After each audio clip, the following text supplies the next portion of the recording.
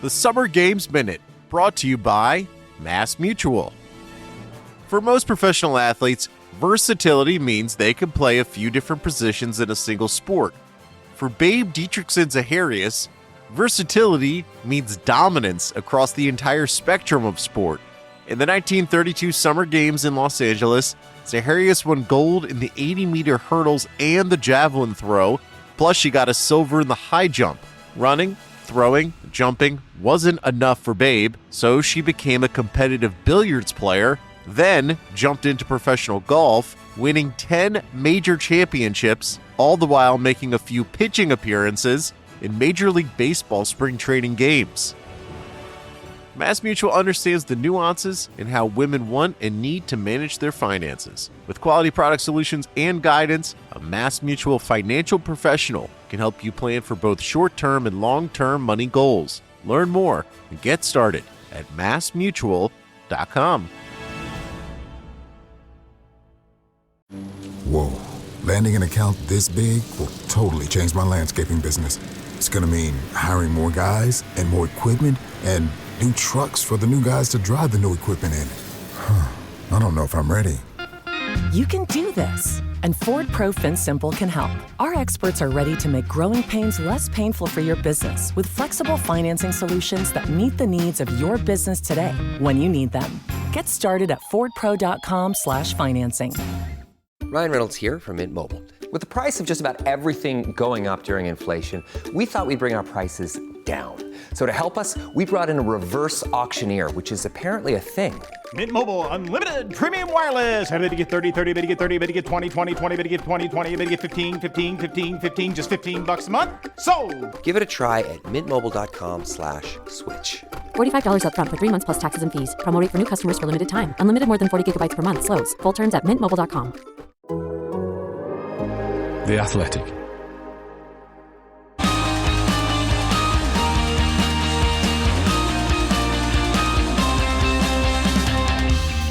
The race is on, and F1 Off Track may have got off to a predictable start in Bahrain, but off track it's been a never-ending thrill ride with the Christian Horner saga continuing and big changes at Alpine. I'm Edd Straw, and joining us to untangle those stories and tackle more listener questions are Ben Anderson and Mark Hughes.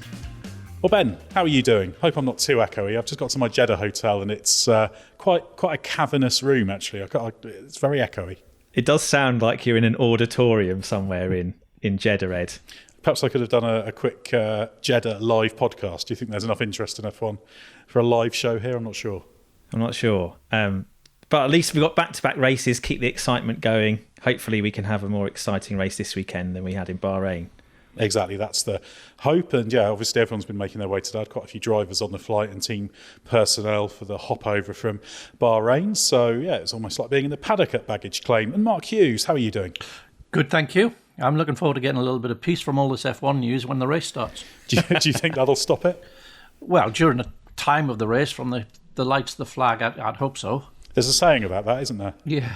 Something about something stopping. But anyway, we won't get into that one. But obviously there's lots to talk about. And it's mainly off-track stuff really at the moment. But we've got to get into the Christian Horner situation at Red Bull again, because it's intensified since our last episode with Jos Verstappen speaking publicly. He told the Daily Mail, and I quote, "There is tension here while he remains in position.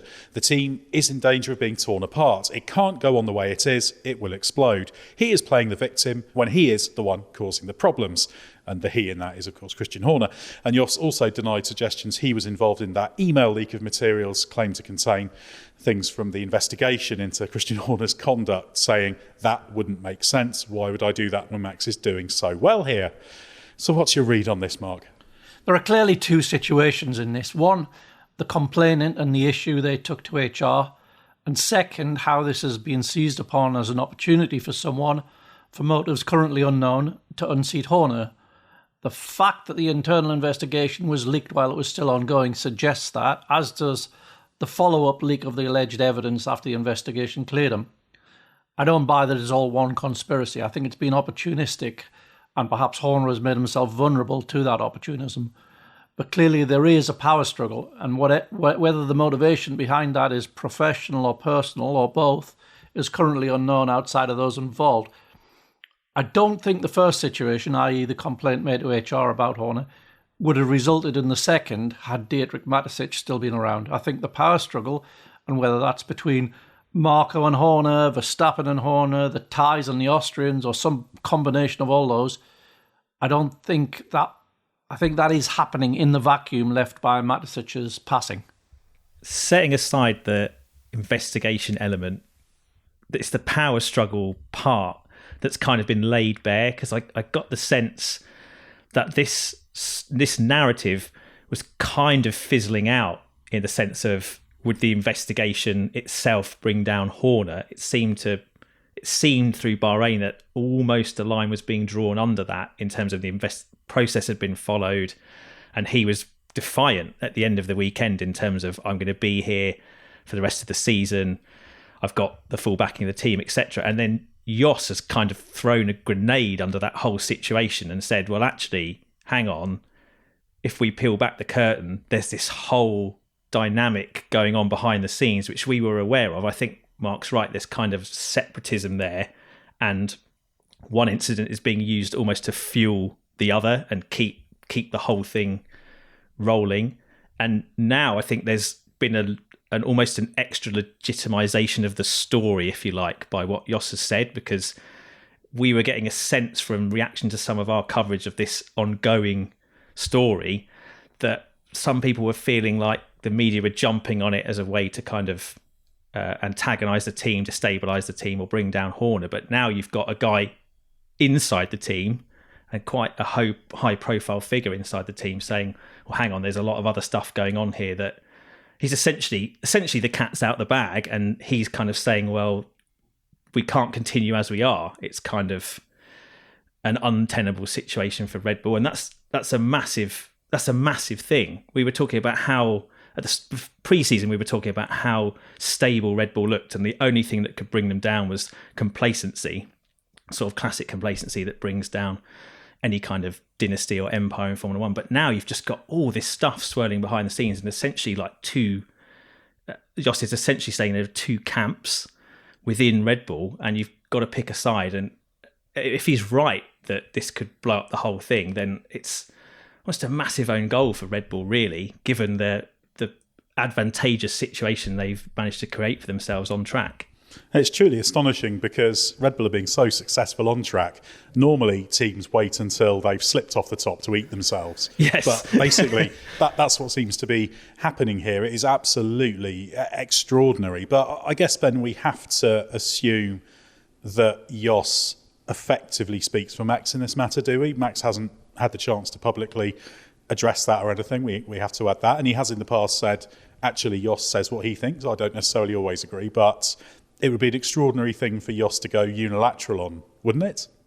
I would say, well, Max has skirted this when it has come up so far in driver press conferences, but he hasn't refused to address the issue, and he's talked very specifically about Horner's record as team principal and the success, and how that's been very good for the team. But he hasn't addressed the elephant in the room, if you like, in terms of Horner's conduct or the investigation. And maybe that's just a sensible thing to dodge when you're in his position and you don't want to say too much.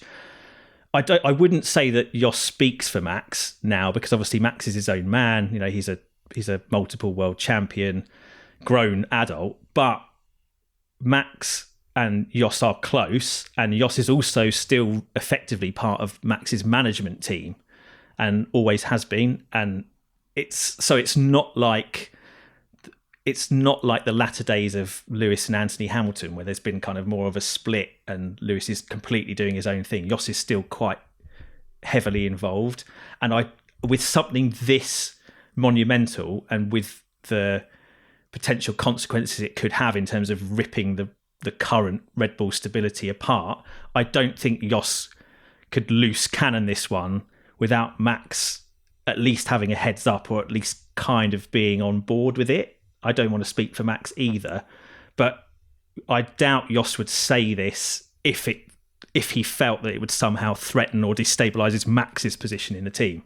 Yeah, and I think it therefore confirms there's something going on there. It's quite remarkable, and you have to wonder exactly what the objectives and the end game there. But Mark, how much influence does Jos have at Red Bull, do you think? If it becomes a him or me situation, by which I mean it's either Horner or Max Verstappen, who is more important in that situation? If it's that simple, what happens? Well, formally, Jos plays no part in any Red Bull decision, but informally, of course, he carries a lot of influence, given that he's effectively representing Max and maybe sometimes Marco as well. In when he has a license to say things maybe that would be more difficult even for Marco to say, given that he's got a contract with the parent company.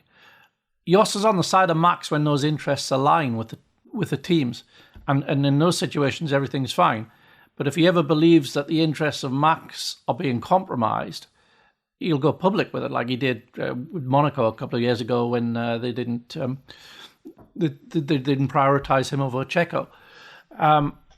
So in this situation, it's a tricky one to read, because surely now the interests of the team and of Max would seem to be aligned. Surely it would be better, they'd both be better served if this wasn't happening.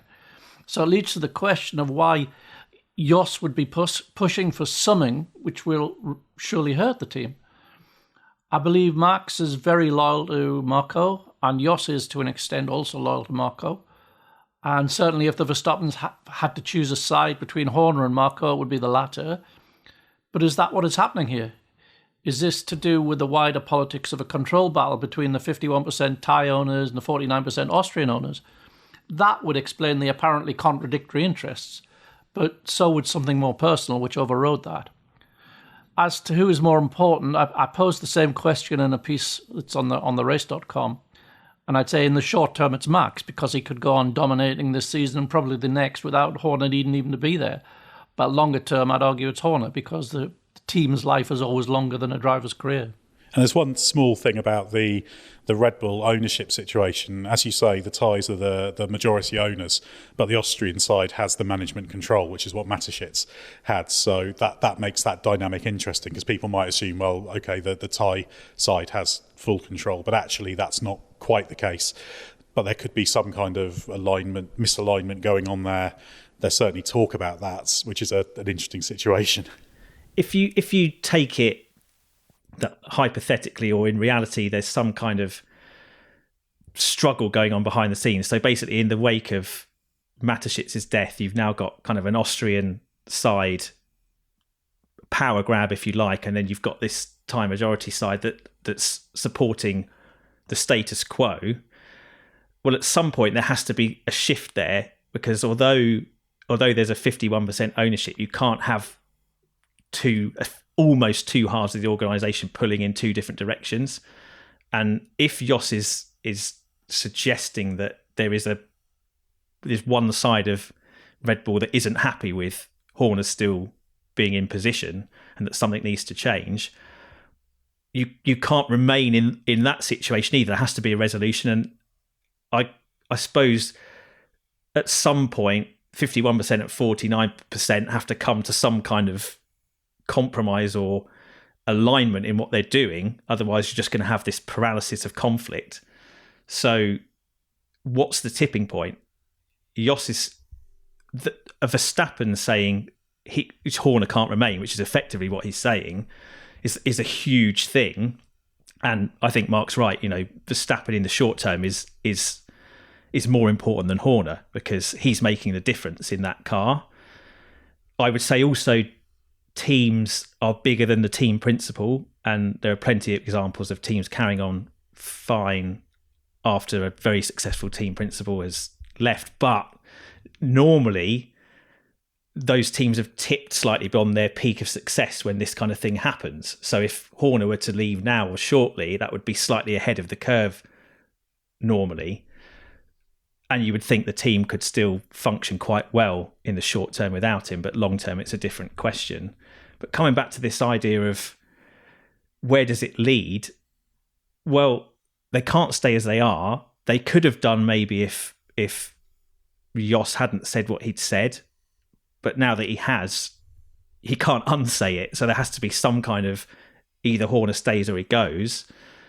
And will he retain the majority backing of the Thai side if more people start to throw shade at the situation in the way Jos has. So, for example, if Ford have been quite vocal in their frustration at the previous process, the lack of transparency around it. Some other rival F1 team principals have mentioned transparency.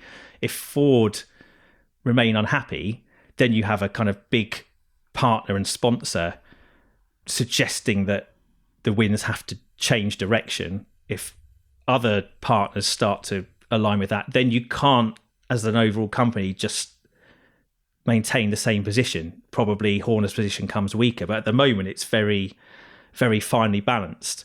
And I would have said before Jos said what he said, things were kind of veering in the direction of remaining as they were pre-season. But now he's said what he said, I think all bets are off. And I feel like Horner's defiance is maybe not so well placed.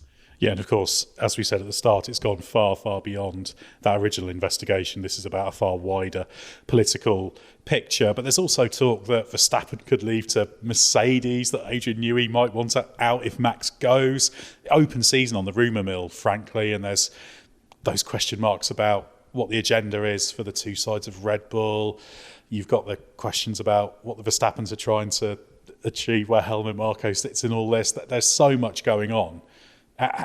If you had to point in a direction, how do you see this playing out? You've said it can't carry on as it is. Crystal ball out, what's the outcome? I feel like instinctively the outcome ends up being that Horner doesn't stay on, even though he's defiant and he seems to have currently enough backing within the overall organisation to stay. I feel like that things will move against him. If Jos is prepared to do what he's done in almost the immediate aftermath of that situation apparently being resolved, I feel that there must be more. That could be just the first little crack of the door opening, if you like, and there'll be more people who've got similar views, maybe airing them. And the easiest way to make that go away, well, there's only two ways, isn't there? You either get Jos to retract what he said and restore apparent unity, or you do what he's suggesting they need to do and you get rid of the problem, which he's identified as being Horner. And I feel like because it's Verstappen, not Max, but his dad, that is a much more credible person pushing for that outcome, because the way Verstappens have always been in their relationship with Red Bull, it's been a tail wagging the dog situation, right? They've come in with this superstar mega talent driver, leveraged his ability to play Mercedes and Red Bull off against each other in the early days, and then from the point at which Marko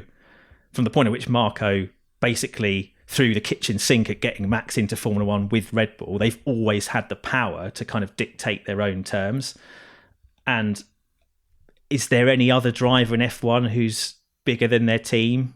Possibly Lewis, now that he's pushed the eject button on his Merc contract. Other than that, I'd say not. And so Verstappen is, and by extension his dad, if he is speaking for him or at least expressing a view that Max doesn't disagree with, he's one of the most powerful people in that team, if not the most powerful. And if you're looking at the short-term prospects, certainly of the team, but even the medium-term prospects, there's no other driver out there, I think, there's no other driver who's an upgrade. And I think even if you were to put Lewis in there and Fernando, you wouldn't necessarily get the same level of consistently excellent performance that Max is able to do, because of how long he's been there and how ingratiated he is in how the organisation works and how he's able to extract what he can from Newey's genius cars. So that is what Verstappen, and by extension the people closest to him, his entourage, think is a really, really weighty consideration for Red Bull overall when they're weighing up what to do. And I would say that, to try and answer your question about which way it goes, that carries more weight than what Horner's done since the team morphed from Jaguar into Red Bull and built up. The only thing to counter that is powertrains, because obviously that's been his main focus recently. is that well established enough that it doesn't need his direct input to maintain its current trajectory? That's a consideration that I can't answer. But in terms of, if it was me judging whose opinion carries more weight in Red Bull at the moment, I would probably say the Verstappen opinion carries more weight than the Horner opinion. Yeah, we can be sure a lot will have been going on in the background over the past few days as well. We'll find out a bit more once the Saudi weekend gets going tomorrow. Obviously, I think Christian Horner will be in the press conference, for example, and all the major players will be there. Jos Verstappen, I believe, won't be, because I think he's out rallying this weekend, so he won't be there to say or not say anything more. But things are going to happen. This is definitely not over, and yeah, it's been very much revealed to be a wider political thing rather than rather than actually what should be the most serious thing going on here, which is the investigation into the conduct, which we have to add. The external investigation that was commissioned by Red Bull did clear him of that. The bit I don't understand still, and Mark touched on this as well, is the ultimate motive or the ultimate benefit to Max, because he's in the best car, he's in the best team. So blowing up that dynamic doesn't really make sense. And I know it's instantly sparked rumours of a Mercedes switch because obviously Lewis is off and there's that pre-existing relationship. Mercedes almost signed Max. Jos and Toto get on very well. They always leverage the interest there to get better deals out of Red Bull. But objectively going to Mercedes is a backward step. So when you're talking about a guy also who isn't necessarily committed to racing in Formula One beyond 2026, I don't really see that side of things adding up. But of course, that's not to say that he might just want out. Maybe there's the schism or the apparent schism between the Verstappen camp and Horner is becoming wider and so wide that actually all of that stuff is second order or immaterial, and actually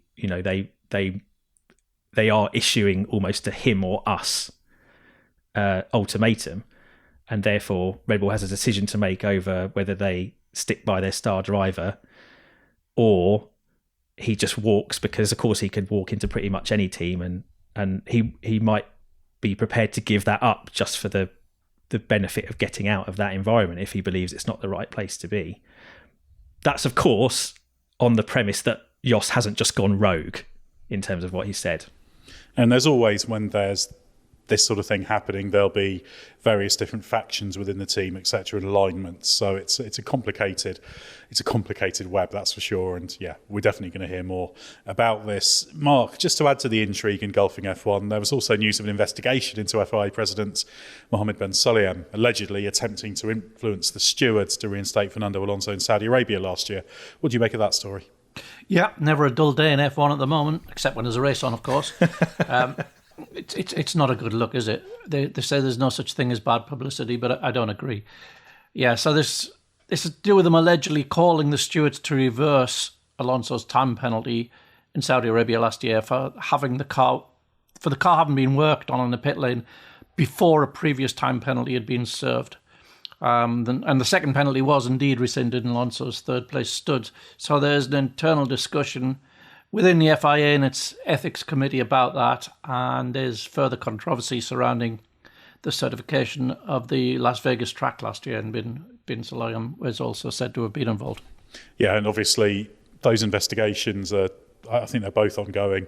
There's certainly a report into the Las Vegas one, but we haven't yet seen that. The one with the stewards is very interesting because actually Alonso, I think, was rightly reinstated, and there were good cases made for that by the team, which we talked about in our post-Saudi Arabian Grand Prix podcast last year. But let's say, hypothetically, the FIA president was found to have been trying to influence the stewards. That's quite a big deal, because although the stewards are the FIA stewards, they are meant to be operating independently in their judgment. They're not meant to be influenced. Mohammed Ben Sulayem has made a big point about the fact the FIA is the regulator of the championship, is the custodian of the championship, and that sort of thing should not be happening. So we have to wait and see what the outcome is on that one, but it's a potentially serious issue.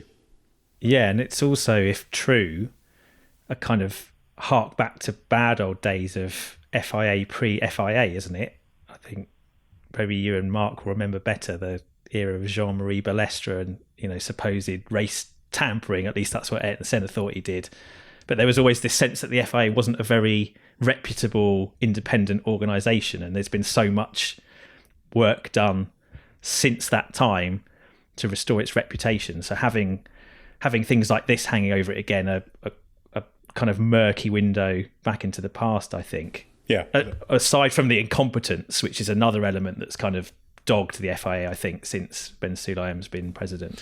Yeah, and the world's changed a lot since the days of Balestre, and a lot has been made about the transparency, about the FIA's importance as regulator, and that's why this is a significant thing. So yeah, we'll wait and see what the outcome is. Well, and it's them, isn't it? It's being investigated by his own organisation as well. So it's not like somebody from the outside has been looking and trying to bring him down. It's like his own conduct. So yeah, it's a whistleblower that's raised these. So that's come from inside the organisation somewhere, but. Yeah, we'll keep an eye on that. So, yeah, lots of bad news around F1 at the moment, I think it's safe to say. Well, before we move on, I just wanted to let you know about a survey that our friends at The Athletic are running. We're very grateful you listen to us, but now we want to hear from you. We're asking you to fill out a quick survey about you and your podcast habits by going to theathletic.com/survey24. 3 lucky entries will win £100 or $100 worth of Amazon vouchers as well. So whether you're a long-time listener or a new one, we want your feedback. So go to theathletic.com/survey24. That's athletic.com/survey24. The link is also in our episode description. You know we love talking stats here at The Athletic. Here's one that's super simple to remember. Discover automatically doubles the cash back you've earned on your credit card at the end of your first year with Cash Back Match. That means with Discover, you could turn $150 cash back to $300. That's right, you could put it towards some memorabilia you've had your eye on or treat yourself to a premium sports network. You earn and Discover doubles. See terms at discover.com/credit card. We'll get back to the pod in a moment, but first of all, let me tell you about Grammarly. Email, Google Docs, Slack, you write across multiple platforms and places during your workday, so delivering consistent, high-quality communication everywhere is key. Grammarly is an AI writing partner that helps you get work done faster with high-quality writing for better projects, proposals, presentations, and more. Best of all, Grammarly works where you work, so you can get more done no matter what tools you use.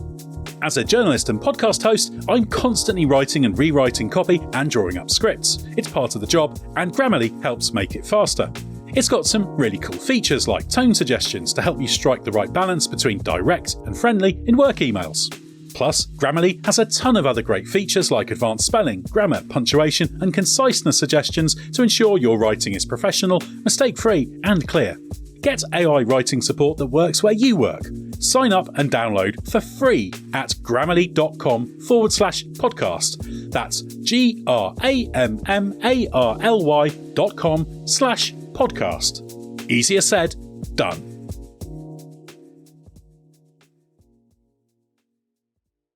Ryan Reynolds here from Mint Mobile. With the price of just about everything going up during inflation, we thought we'd bring our prices down. So to help us, we brought in a reverse auctioneer, which is apparently a thing. Mint Mobile Unlimited Premium Wireless. How to get 30, 30, bit to get 30, bit to get 20, 20, 20, bit to get 20, 20, bit to get 15, 15, 15, 15, just $15 a month? Sold! Give it a try at mintmobile.com/switch. $45 up front for 3 months plus taxes and fees. Promo rate for new customers for limited time. Unlimited more than 40 gigabytes per month. Slows full terms at mintmobile.com. Right, Ben, let's talk about something that's getting more towards on track, although it's still off track in its nature. We talked a little bit about the Alpine situation in our Bahrain Grand Prix review podcast. Now there has been progress. The team has addressed it publicly and revealed a new technical structure based around what it calls 3 pillars. So can you explain to the listeners how Technical Director Matt Harmon and Head of Aero Dirk de Beer, who resigned before the Bahrain Grand Prix, have been replaced, and how convinced are you by the change? Does this fall into the category of good news, or is this more bad news on top of bad news? I don't think there's much good news at Alpine at the moment, to be honest. But I consider this to be more regulation F1 bad news, let's say. This is team starts badly and has difficulties. Yes, that's a fair characterisation. Tier 2 bad news rather than Tier 1 bad news. So De Beer, Head of Aero, Matt Harmon, Technical Director, they've tendered their resignations. We assume because of missed targets and the abjectly poor performance that Alpine has shown at the start of the season. I mean, they're dead last in terms of pace, right? So that's not good enough. Yeah, and we should stress, from my understanding, they did resign. This isn't a sacking dressed up as a resignation. They both resigned. They chose to go. Yeah, presumably for reasons of the car being uncompetitive, not hitting targets. Yeah, and either because they ashamed of their own performance or because they feel they didn't have the tools to execute what they needed to execute. So anyway, they're off ski, and in their place, as you mentioned, there's a 3-pillar, but really it's a 4-pillar thing, isn't it? Under now permanent team principal Bruno Furman, no longer 3 temporary. Three pillars on the chassis side. 3 pillars on the chassis side, and the existing engine technical director that he already employed to do that side. Because I think Furman used to do that, didn't he? He was on the engine side, and now he's not. So he's got a bloke doing that for him. And then on the chassis side, instead of Matt Harmon as a traditional technical director and then head of aero De Beer reporting into him, you've got 3 internal promotions that will all report to Bruno. So there's a guy called Joe Burnell who's been appointed the technical director for engineering. That's not a name that's familiar to me, so he's a new guy as far as I'm concerned. David Wheater will be technical director for aerodynamics. I think he was at Williams. Yeah, he was. Before. He's responsible for... He's very well regarded, David Wheater, as well. So he's responsible for aerodynamics now. So I guess he's effectively replacing De Beer. And then Kieran Pilbeam, who's a long-serving member of the team, right? He's going to be technical director for performance, which I presume is more focused on track engineering. Yeah, it's kind of a McLaren-esque structure, isn't it? I guess that's the obvious thing. But does it convince you? Well, that remains to be seen, because it looks like a bit of a panic move, doesn't it? As you mentioned, Harmon and De Beer, however disappointing the car is this year, they haven't been made to carry the can for that. They've chosen to walk. So that suggests that the team and Bruno Furman weren't expecting to have to make this change, or certainly not make it now. Their hand's been forced. So it might work. It depends on whether that structure addresses specific weaknesses they've already identified that were holding the team back, and also whether these particular individuals have untapped potential that's just waiting to flourish now that they've been, given more responsibility and different job roles. I think it's difficult to feel confident about anything Alpine's doing right now, considering how far they've regressed. I think it was frightening to hear that their grid positions in Bahrain were the worst they'd achieved since Baku 2016, I think, and that's when obviously the Renault F1 project, the beginning of this current Renault F1 project, was at its worst, really. So they're I wouldn't quite say they're plumbing new depths, although you probably could say that considering the revolving door that's been happening over the last 6, 7, 8 months. But it's certainly as bad as it's ever been since they took Enstone back over. Yeah, absolutely. And it raises big questions about whether they really do have what they need there. Now, Mark, inevitably, we've got a number of listener questions on Alpine. These were sent in after the Bahrain Grand Prix, but it's well worth working through some of them. The first one comes from Jack Aitken, which is simply, what are the biggest issues facing Alpine's 2024 car? Well, if it's the right Jack Aitken, he should know, because he used to be one of their junior drivers, didn't he? But that was going to be my question. It's 10 kilos overweight. Power units around. Well, last year they said it's about half a second off the pace, but they've made a few improvements with installation and stuff like that. It's worth a little bit less than a tenth. So let's be generous and say it's only 4/10 off the pace now. Combine that's sort of 7.5 tenths of lap time. Where would that have put them on the Bahrain grids? On the Q2, Q3 cutoff. It failed one of the crash tests, we understand, partly because of modifications which were needed to accommodate Esteban Ocon. And the weight increase then came as a result of beefing up the car to get it through that crash test. The weight can be recovered. The effect of the PU could be minimised a little through more aggressive duty cycles and taking the resultant penalties later in the year. So it should be possible to get it off the back of the grid. They've got more headroom there than the other teams around them, but obviously its aspirations as a works team are far higher than their current circumstances can deliver. And then there's a question from Sam from Wrexham for you, Ben. What on earth has happened to Renault as an organisation? Granted, their success was achieved with different teams, but how have they fallen so far from grace? They won the last race of the 3.5 litre era. They won the last race of the 3 litre era. They won the last race of the V8 era. But since the start of the hybrid era, they've meandered between being awful and okay, but never on top. Are they not capable of making good turbo engine cars? Have they lost too many key staff? Or are they just trying to do stuff on the cheap? Well, Sam, I think they are trying to do stuff on the cheap. That was certainly the case at the start of the hybrid era when they were supplying engines to Red Bull, and Red Bull were effectively their works partner.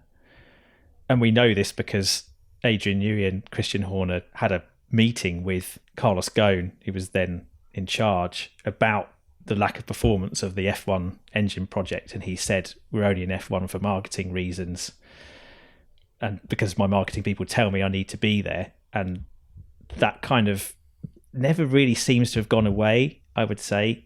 And obviously not having Red Bull anymore for quite a number of years, although it was a strained relationship, I think it would have been quite helpful for Renault to have that kind of powerful racing team on their side in terms of progress and development. And obviously they lost that.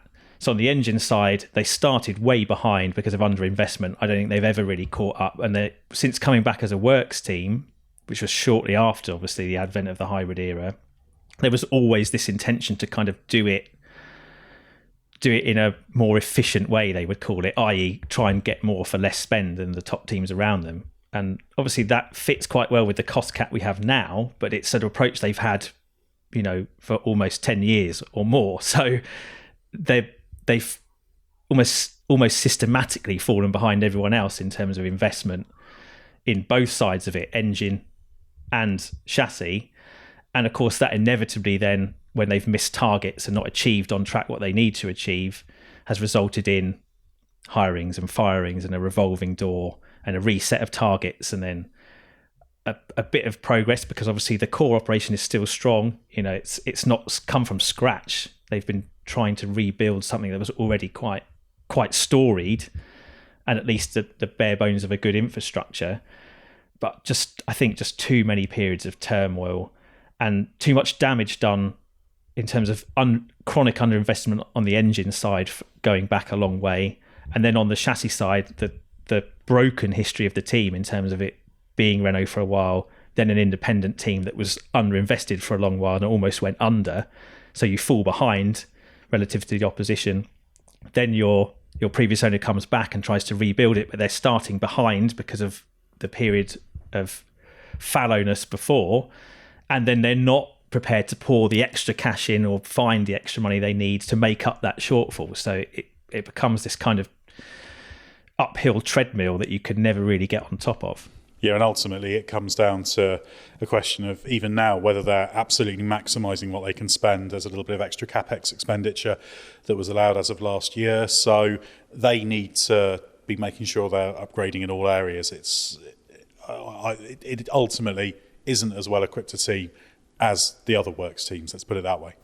No, true. But to answer one part of the question I didn't answer, they have made good cars. I mean, 2022, the start of this current rules era, that car looked quite good and seemed to develop quite well through the season.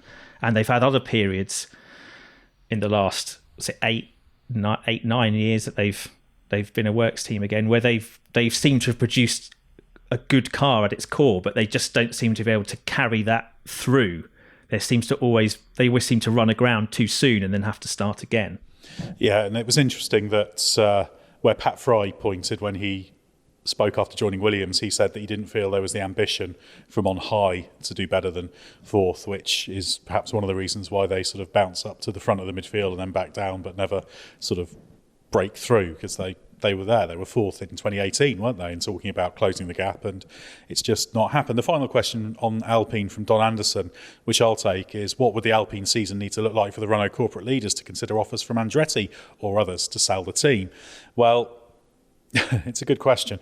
I feel like the point where Renault might lose patience would be if 2026 doesn't start well, because now it's all, of course, looking to then, there's another opportunity 2 years down the line, new power unit, etc. The power unit program's going well, etc., etc. So there can be some far off optimism, and then when that turns out to under-deliver, maybe that's the point where they will do it.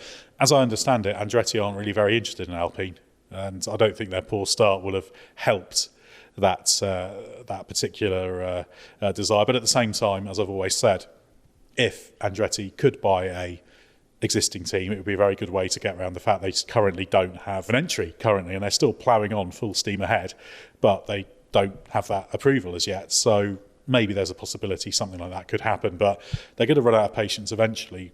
And the irony is, it's going to be Group Renault's fault for underdoing it, because you don't succeed in F1 by doing 80%, 85%. You succeed in F1 by doing either 100%, or if you like mathematically inaccurate metaphors, doing 150%. But also currently it looks to me like F1's not a buyer's market either, because this whole growth story is still happening and everyone's talking up the increasing value of the franchises, even if you're struggling on track. And even if Alpine have a particularly bad season this year, it might not be in Renault's corporate interest to sell up quickly, because they might still feel that overall the size of Formula One and therefore their slice of it is growing enough that it remains worth pouring some limited or the minimum you can get away with cash into it. So they're going to be trying to realise the best price they can. So that the timing is more on the side of those who own the assets at the moment, I would say. Oh, 100%. It would require serious money. The other side of that, though, the other side of the increasing value of F1, it presumably is reflected in the marketing value. So you would think someone somewhere would say, if this is worth so much, maybe we should be investing more in it. Amen. Well, exactly. And if it's a good marketing platform, surely it's only a good marketing platform if you're any good. And they're last at the moment. That's no good, is it? That doesn't make people think, I'm going to buy an Alpine. This is meant to be the core part of the whole building up of the Alpine brand, which is obviously dormant for a long time. That's supposedly a big deal for Renault, but doesn't seem to be. This is their main marketing opportunity. It's not projecting an image of, get exciting, sporty, fun Alpine road cars. It's just saying these are rubbish. In a minute, it looks like the lovely Alpine sports cars. They look like the halo effect for the rubbish F1 car. Yeah, completely the wrong way around. Which, that's the thing. Simply being there isn't enough. You've got to use it, and they're not using it at the moment. And I think fundamentally, I still see the problem fundamentally at this team being the ownership. I was hopeful that they'd kind of seen the error of their ways and were letting them get on with it properly, making sure it had the investment it needed. But I'm just not convinced really now. I feel like they have, on one side, they have achieved that, i.e. they're interfering with it less, but without being prepared to support it to the level it needs to be successful. So they've almost, instead of the Alpine thing being a way of like supercharging it and make it make more sense from a marketing perspective and a sporting perspective, they've just ring-fenced it away from the main company and said, right, just give this the minimum it needs to function. We don't really want to hear about it. And so it's kind of trapped in this place where it can't grow how it needs to, but also can't really achieve the objectives it needs to achieve either. It's a kind of unhappy, disinterested annex of the main Renault organisation.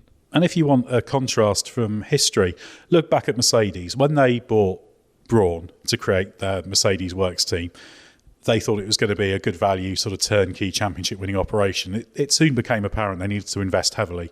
Also, the F1 resource restriction agreements were breaking down as well. And there was a point where they basically went to the Mercedes board and said, look, if we want to really do this, we're going to have to invest more and really hit it hard. And that's what Mercedes did. And without that, Mercedes doesn't dominate in the way that it did. You've got to be absolutely committed in order to make this work. This thing about, being more efficient than the rest, well, yeah, okay, if you do a more efficient job with less and someone does a sufficiently less efficient job with more, maybe you will be ahead of them, but you're still relying on others underachieving. That's the problem. It leaves it to chance. It's the mindset of an underfunded midfielder, isn't it? That's the kind of culture that allowed Force India to punch above its weight for so long, but that team was always hand to mouth. Like, we're not talking about that. And it was never going to win races, because they were sat there thinking, we've got X tens of thousands of pounds to spend this month on some parts. What should we do? It was it was literally that kind of thing. It was hand to mouth. Yeah, so you've got this really weird situation of an apparent works team, which should be, among the best resourced and structured teams on the grid, actually operating seemingly like this kind of hand to mouth minnow. That doesn't really fit at all. Yeah, exactly. I mean, we should say that their budget is more secure. Their cash flow is much more secure than Force India was, but they're still not at the level of the top teams, and they need to be absolutely hitting their equipment, their facilities, and sharpening everything up, because that's the only way you can succeed in Formula One. It's going to be a very, very tough season. They might be fractionally better at Jeddah this weekend. I think the track will probably, I was going to say play to the strengths, but expose the weaknesses of the car slightly less. But it's a question of, are they going to be terrible or a bit less terrible? It's just going to be a tough season, and there's good people there. There are a lot of good quality people. They're not idiots at Enstone, and I think it's a shame that they're in this situation. Jewelry can say many things on your wedding day. As a wedding band, it can say, "This is a forever symbol of our forever love."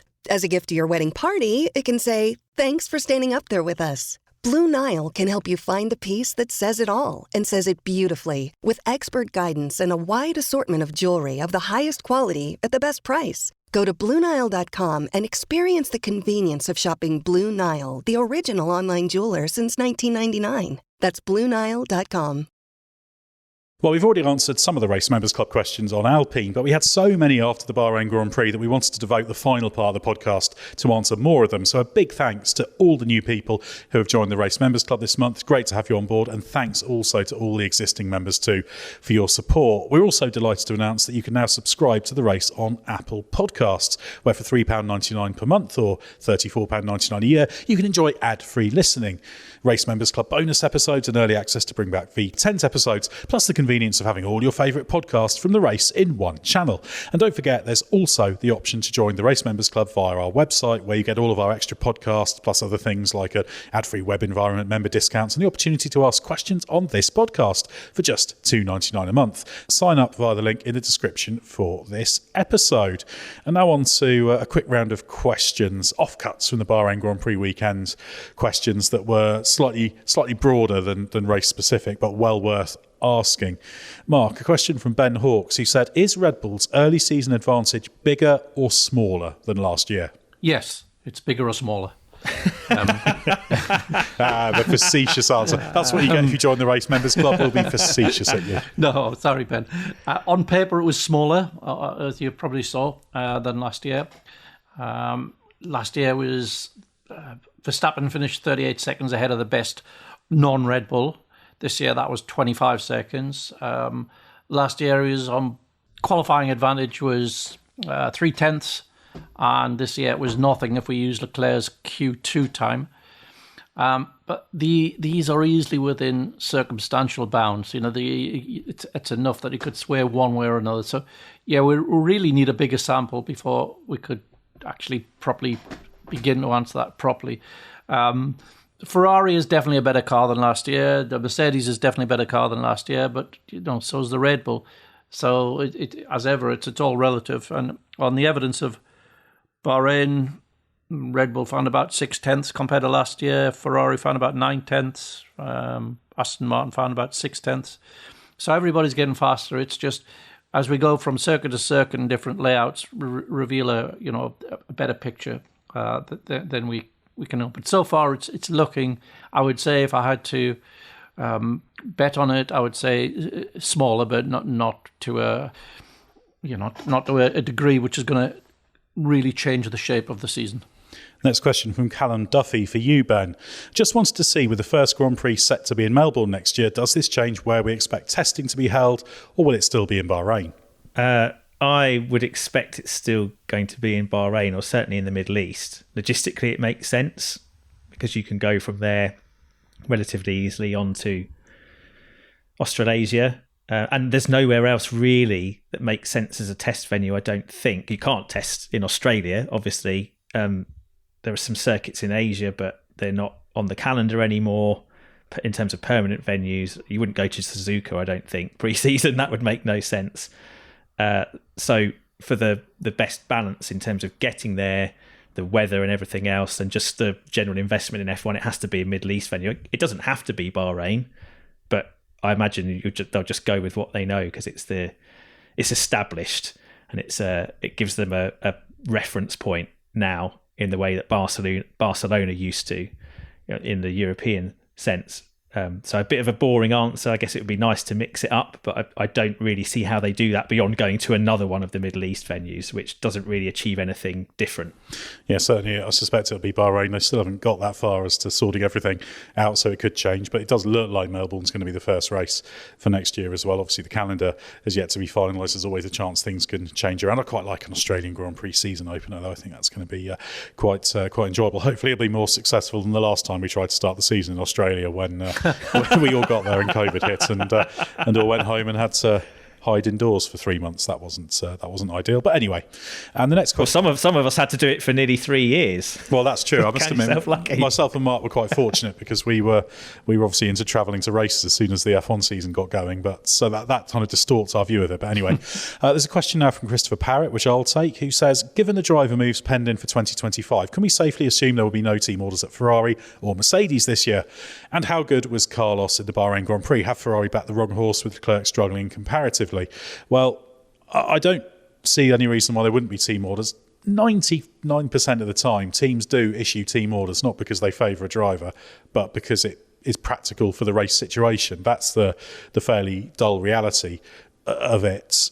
I don't think they'll be not issuing team orders or interfering because there's things that are going to change. They'll do it on a case-by-case basis, and it doesn't look like either's going to be in the championship fight unless something changes pretty dramatically. So there'll also be no real need for any overarching team orders, as I like to call it. I mean, obviously that point about Carlos Sainz, when the question was asked about Bahrain, obviously it probably wasn't clear that Leclerc had those brake problems, which did ruin his race ultimately in terms of pace, so you can't judge that.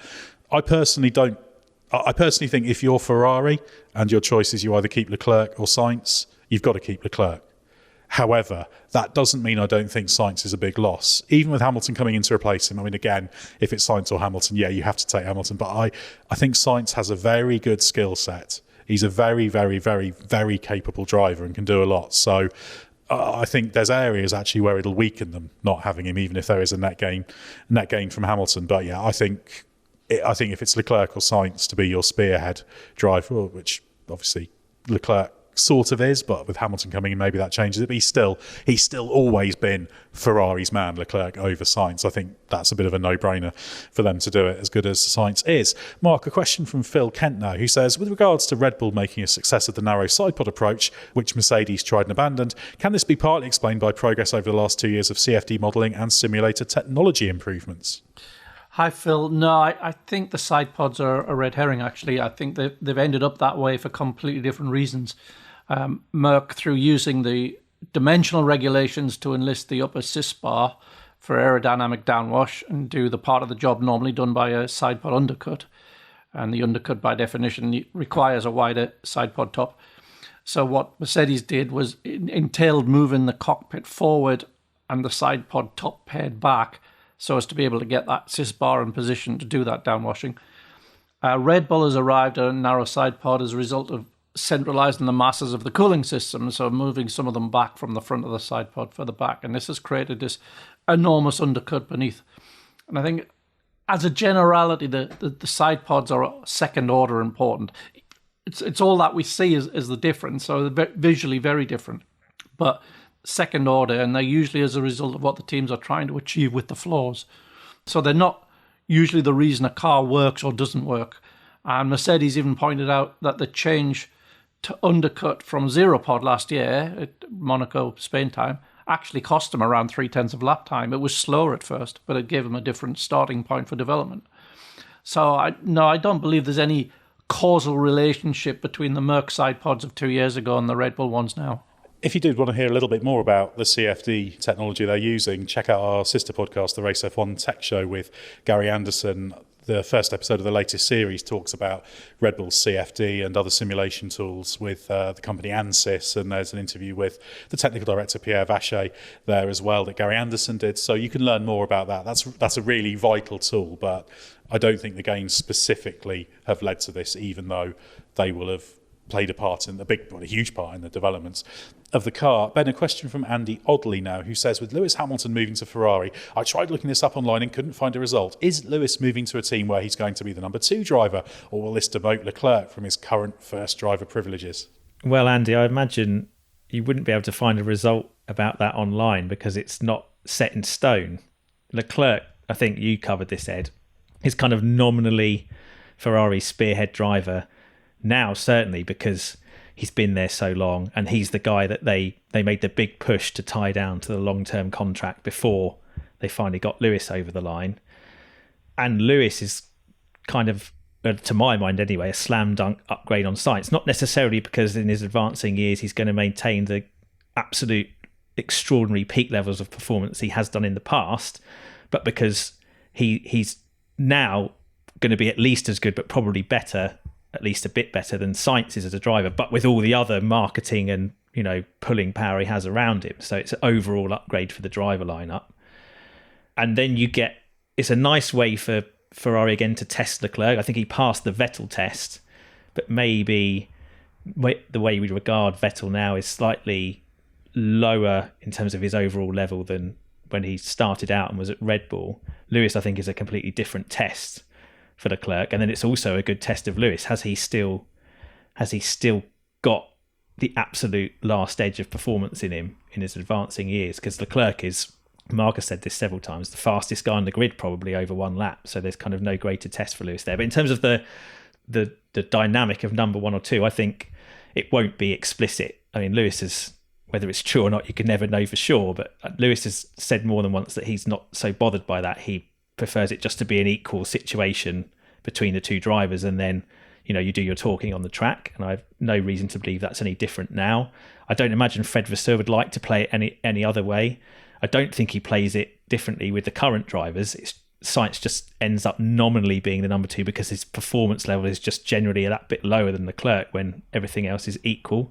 So it will be down to Lewis to get in there, adapt quickly, and show that he can or is immediately or very soon at Leclerc's level. And if he's not consistently, then he will just naturally fall into a situation he's not used to being in, which is being the second order driver to a young charger in a top team. Yeah, performance always decides these things ultimately.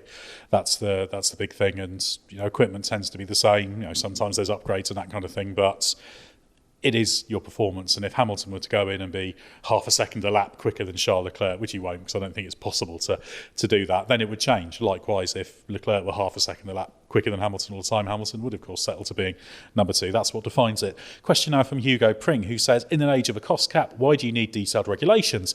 Basic maximum dimensions, a minimum weight, specified safety requirements, and a maximum amount of fuel and tyres for each race. Free testing at commercial venues ought to be okay too if you can get headroom in your budget. It would save so much wrangling and skullduggery. What do you think? Yeah, I actually do like the idea, because if you do have a functioning cost cap, then why not do that?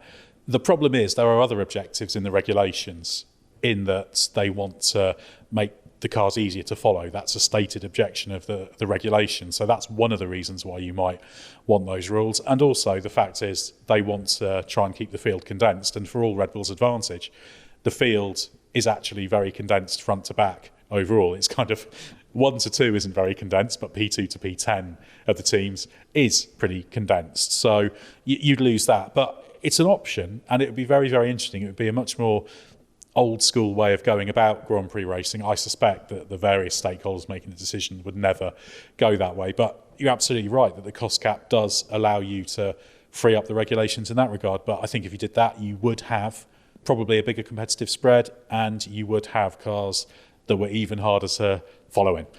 Mark, a question now from Hamish McDonald, who says, do you think Red Bull will end up having to deal with a demoralised Perez midway through the season when Max is at one with the car? Well, it's been that way for the last 2 years, hasn't it? But the impressive thing about Perez is how he keeps regrouping and bouncing back, and that's admirable, but he's just not on the same level as Verstappen. So it's inevitable if he takes Max as his bar, he's going to get demoralised. And we've seen it many times when good drivers are paired with great ones. It's just what happens. So, yeah, I don't think it's so much a question of will he become demoralised at some point in the season. Yes, of course he will. It's more a question of how he reacts to that. how quickly he can correct it. It took him quite a while last year. But yeah, I think it's just a pattern we will see.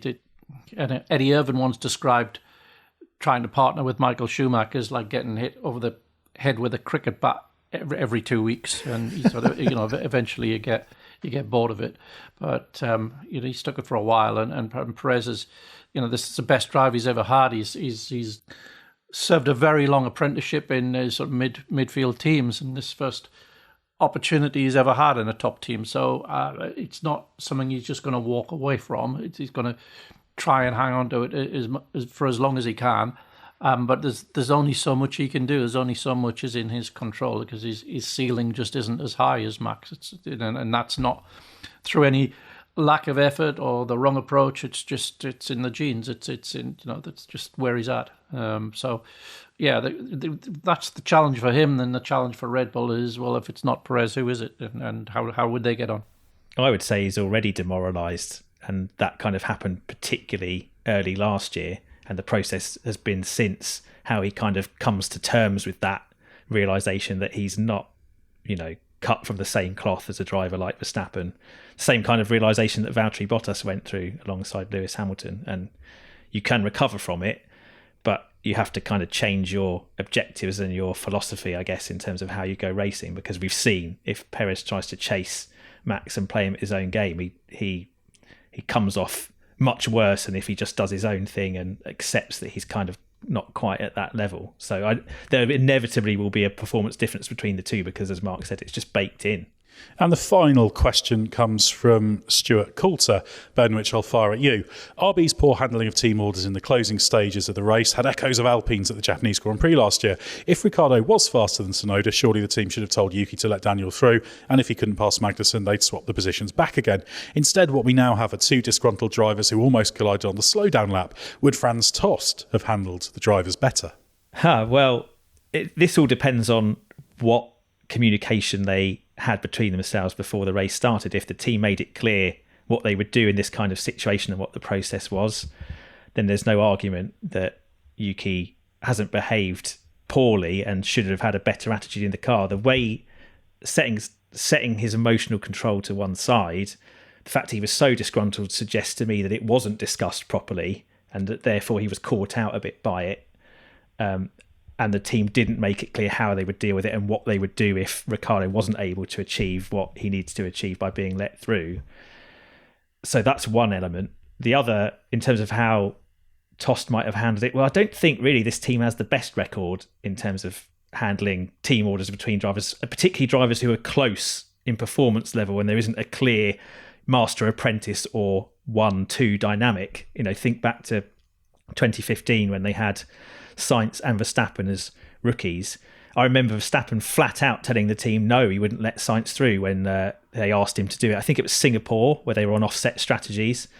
Verstappen just said no, and they couldn't control those two, and it happened again in Australia the following year. And then eventually, obviously, Verstappen was promoted to the Red Bull Racing, and that kind of took away the problem. I think they even got ex-manner John Booth in as a human shield, if you like, to try and manage that situation better. And in the end, it took care of itself. And then kind of since that time, they've tended to have one high-performing driver and one who's kind of not really been at the races. Kvyat was obviously, a particular case because he was so demoralised. The others, like Hartley, not really quick enough. Gasly, Tsunoda was a particular dynamic of experienced driver and rookie, and they were like friends or brothers, if you like, and Gasly was looking after Tsunoda. But now you've got the dynamic again of two quite closely matched guys, one very experienced and one less so, but not much to choose between them on pace, and both fighting for that potentially bigger prize, in Ricciardo's case of maybe Perez's seat, in Tsunoda's case probably his F1 future outside of Red Bull.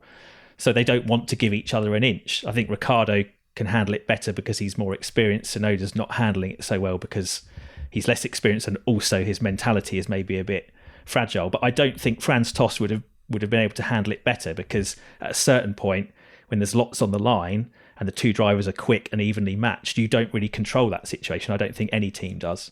Interesting to see how Alan Permain tackles it, their sporting director now. He came in from obviously having left Alpine last year. He'll give them short shrift, I'm sure. But we'll hear what Ricciardo and Tsunoda have to say about it at the track tomorrow. So thanks very much to Ben and Mark, and thanks to the Race Members Club for your questions. They've been plentiful after Bahrain and given us a whole extra podcast to talk about them as well.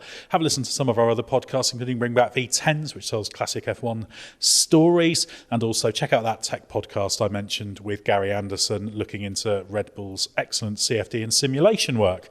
Well, we're turning our attentions to the Saudi Arabian Grand Prix now, so stay with us for everything you need to know from the world of Formula One.